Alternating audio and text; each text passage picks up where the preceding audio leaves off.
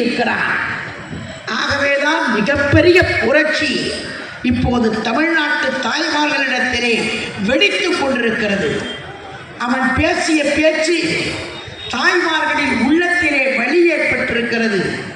ஆகவேதான் எங்கு பார்த்தால் இந்த ஆட்சி எப்போது போகும் என்கிறார்கள். அவன் பேசிய பேச்சை நீங்கள் எல்லாம் ஊடகத்தில் பார்த்திருப்பீர்கள், சமூக வலைதளத்திலே பார்த்திருப்பீர்கள்.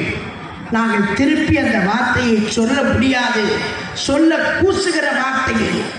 ஒரு அமைச்சர் அப்படி பேசியிருப்பது, ஒரு மதத்தையே இழிவுபடுத்தி இருப்பது எவ்வளவு பெரிய அவமானம், எவ்வளவு பெரிய அசிங்கம்.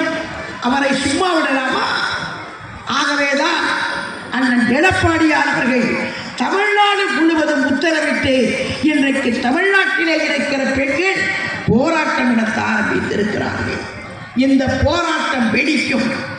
1989 ஏற்பட்ட போராட்டம் 2026 வெடித்து மிகப்பெரிய புரட்சி நடந்து அண்ணன் எடப்பாடியார் மீண்டும் முதலமைச்சராக அமரப்போகிறார்.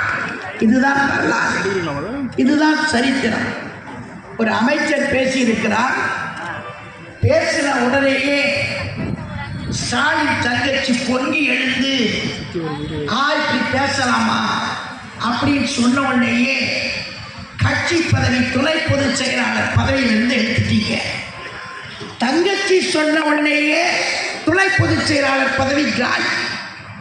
தமிழ்நாட்டில் இருக்கக்கூடிய குப்பம்மா, சுப்பம்மா, முனியம்மா, ராஜம்மா எல்லாம் குரல் கொடுக்குறாங்க. மந்திரி பதவியிலிருந்து கட்சியை காப்பாற்றணும்னு எடுத்தேன், இப்ப ஆட்சியை காப்பாற்றணுன்றதுக்காக வாயை மூடிட்டு இருக்கிறியே, என்ன நியாயம்? இந்நேரம்